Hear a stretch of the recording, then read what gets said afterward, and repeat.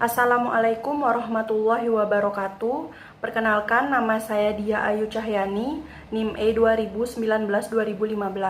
Di sini saya akan mempresentasikan makalah dari kelompok 11 yang berjudul Pengaruh Kekuatan Pasar Terhadap Harga dan Efisiensi. Tugas ini dikumpulkan untuk memenuhi tugas mata kuliah Ekonomi Industri yang diampu oleh Bapak Lucik SPD MSI. Saya selaku pemateri pertama akan membahas tentang definisi dari kekuatan pasar. Kekuatan pasar adalah kekuatan ekonomi yang dapat mempengaruhi tingkat harga di suatu perdagangan tanpa adanya campur tangan dari pemerintah. Ilmu ekonomi industri sendiri sangat menaruh perhatian yang besar terhadap konsekuensi dari kekuatan pasar. Konsekuensi yang dimaksud adalah kekuatan dari perusahaan-perusahaan dalam mempengaruhi produk yang mereka jual kepada konsumen. Nah, perusahaan-perusahaan yang memiliki kekuatan pasar tadi disebut sebagai pembuat harga atau price maker, sedangkan perusahaan yang tidak memilikinya disebut sebagai pengambil harga atau price taker. Jadi, jika suatu perusahaan itu memiliki kekuatan pasar, mereka dapat menentukan harga di atas biaya marginal.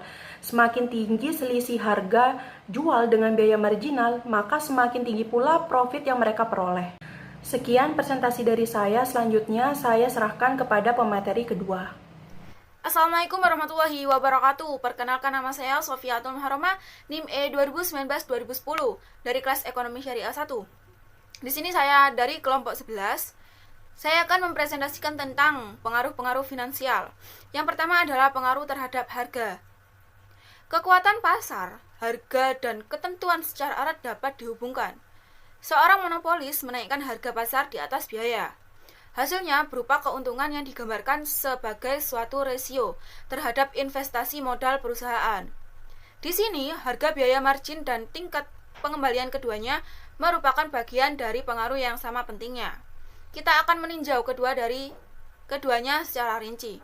Karena penelitian mendekatkan keduanya dari dua sisi, maka kita dapat memeriksa kembali hasil-hasil yang didapatkan, apakah antara yang satu dengan yang lainnya berjalan dengan konsisten.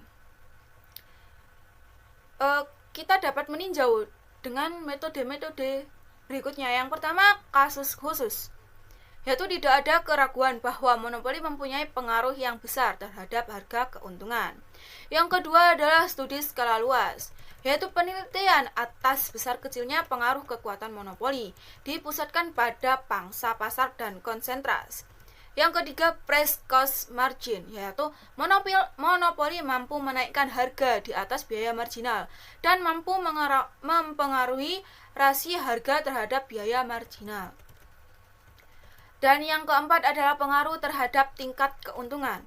Berdasarkan beberapa penelitian mengenai tingkat keuntungan dari perusahaan-perusahaan individual sangat berpengaruh struktur pasar semakin jelas. Kekuatan pasar menjadi lebih besar dan efeknya semakin meluas. Metodenya adalah dengan memasukkan seluruh elemen dasar yang dapat meningkatkan keuntungan sebuah perusahaan. Dan yang kedua adalah keuntungan dan resiko, yaitu adalah masih ada juga kemungkinan peran resiko seperti telah disebutkan sebelumnya, karena para investor pada umumnya merupakan penghindar resiko. Maka tingkat pendapatan yang lebih tinggi dapat menunjukkan premi resiko, bukan keuntungan lebih. Jika resiko dapat diukur dan resiko tersebut lebih tinggi, maka resiko dapat menerangkan sebagian atau seluruhnya dari keuntungan lebih.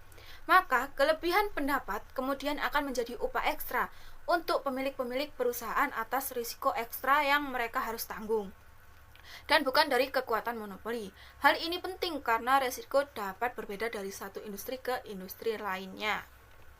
Riset juga memberikan keuntungan yang telah disesuaikan untuk diperbandingkan dengan struktur pasar.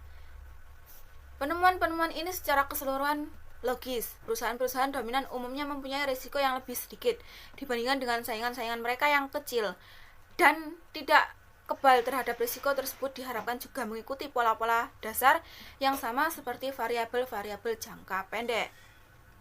Sekian presentasi saya.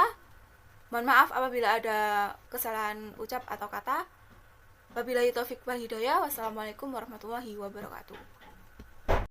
Assalamualaikum warahmatullahi wabarakatuh. Perkenalkan, nama saya Rifatul Nurisa, NIM E 2019-2022. Pada kesempatan kali ini saya akan menjelaskan tentang efisiensi. Efisiensi mempunyai dua bagian utama, yaitu efisiensi X dan efisiensi alokasi. Selain bagian utama, juga ada konservasi yang merupakan efisiensi dalam penggunaan sumber-sumber alam. Efisiensi X atau efisiensi internal adalah biaya pada tingkat minimum yang memungkinkan. Efisiensi X dapat dicapai dengan berada pada kurva biaya rata-rata yang dapat diperoleh. Setiap titik di atas kurva tersebut adalah memungkinkan. Juga peningkatan yang kecil dari efisiensi X dapat berarti suatu kenaikan dalam biaya sebesar 5% atau 10%. Peningkatan-peningkatan yang sangat besar tidak dapat diterima walaupun pada saat kekuatan monopoli tinggi karena pasar saham dan tekanan-tekanan lainnya tidak akan membiarkan mereka berakhir. Juga keuntungan secara relatif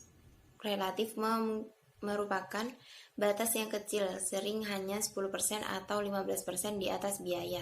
Menekan batas inefisiensi X sebesar 10% sering dapat melipat gandakan batas keuntungan. Karena itu, insentif-insentif yang berlawanan dengan inefisiensi X benar-benar kuat. Dalam pengukurannya, tidak terdapat metode umum yang praktis lainnya untuk menguji inefisiensi X dalam industri-industri manufaktur, karena inefisiensi X akan dapat menjadi beban sosial yang besar. Kekurangan teknik untuk mengukurnya merupakan kesenjangan yang serius. Sambil menunggu hasil riset-riset baru, kita dapat memberikan penilaian yang beralasan terhadap berbagai komentar dalam Pers Business. Walaupun tidak ilmiah, opini-opini yang dipublikasikan menyediakan arahan yang cukup dapat diandalkan terhadap cakupan inefisiensi secara umum. Dalam pengukurannya, dua pelajaran yang dapat diperoleh, yaitu inefisiensi X adalah masalah umum yang sering menaikkan biaya lebih dari 10% di atas tingkat efisiensinya. Kedua, inefisiensi X berhubungan erat dengan kekuatan pasar. Monopoli, perusahaan-perusahaan dominan, oligopoli ketat sering menyebabkan terjadinya inefisiensi X. Yang kedua, efisiensi alokasi. Untuk mengukur efisiensi alokasi membutuhkan elastisitas permintaan, kenaikan harga yang disebabkan oleh kekuatan pasar dan kecuraman skala ekonomi yang mungkin dalam setiap pasar. Jika elastisitas permintaan adalah unitary, E sama dengan 1, harga akan naik 20%, dan biaya tetap segitiga tersebut besarnya kira-kira 20% dari pendapatan total. Pada pasar-pasar aktual dengan kekuatan pasar yang besar, kenaikan rata-rata dari harga sering terjadi dalam daerah 10%. Skala ekonomi mungkin bukan faktor yang kuat pada kebanyakan pasar. Tentu saja, elastisitas permintaan antar industri-industri akan sangat berbeda. Perjanjian umum telah mengasumsikan bahwa permintaan pada umumnya mendekati elastis. Dengan dasar ini, akibat misalokasi adalah hampir mendekati, namun masih di bawah 1% dari GNP. Ini merupakan batas bawah dari nilai yang sebenarnya. Beberapa kekuatan pasar lainnya tidak diketahui. Pengaruh kekuatan pasar terhadap harga secara konservatif telah diperkirakan juga. Berapapun nilai yang sebenarnya, ini merupakan pendekatan dasar pengukuran. Seperti inefisiensi X, beban misalokasi telah menurun dalam dekade terakhir bersamaan dengan meningkatnya persaingan. Perjanjiannya adalah bahwa beban misalokasi mungkin sekitar 1% dari GNP, namun sekarang mungkin lebih mendekati 0,5%. Tentu saja akan jauh lebih besar dalam pasar di mana kekuatan monopolinya tinggi. Juga hampir pasti lebih kecil dari inefisiensi X yang disebabkan oleh kekuatan pasar, walaupun mungkin beban tersebut sekitar 10 miliar sampai 15 miliar per tahun. Beban misalokasi hanyalah salah satu akibat dari kekuatan pasar dan mungkin bukanlah bagian yang terbesar. Mungkin itu saja yang dapat saya sampaikan, kurang lebihnya mohon maaf. Wassalamualaikum warahmatullahi wabarakatuh. Assalamualaikum warahmatullahi wabarakatuh. Perkenalkan, nama saya Risayas Anuruhu, NIM E2019-2034, Fakultas Ekonomi Bisnis dan Islam, kelas Ekonomi Syariah 1. Di sini saya akan menjelaskan tentang pemeliharaan sumber daya alam. Di bagian ini berbeda dari bentuk-bentuk konvensional organisasi industri. Kekuatan pasar tidak mempunyai hubungan dengan pemeliharaan. Namun, kekuatan pasar dapat mempengaruhi penggunaan dari sumber daya sehingga diperlukan sejumlah analisa. Yang pertama yaitu sumber daya alam. Sumber daya alam ini terbagi menjadi dalam dua dasar, yaitu yang pertama adalah tingkat sumber daya alam yang dapat diperbarui kembali, seperti ikan, hutan, air, dan yang lainnya akan pulih kembali jika dipanen secara berlebihan. Biji tambang, minyak dan batu bara akan habis dalam sekali pakai. Banyak sumber daya alam lainnya berada di antara kedua jenis ini. Dan spektrum yang lainnya adalah mobilitas. Beberapa sumber daya alam bersifat tetap dan yang lainnya dapat dipindahkan di tempat di antara pemiliknya. Sementara ikan di laut dapat bergerak sehingga dia bisa berpindah ke tempat satu negara ke negara lainnya. Untuk sumber daya yang sekali pakai tujuannya adalah tingkat yang akan memaksimalkan total pengangguran dalam suatu jangka waktu yang cukup lama. Sumber daya alam merupakan saham yang dapat digunakan sekarang atau ditunda untuk di masa depan.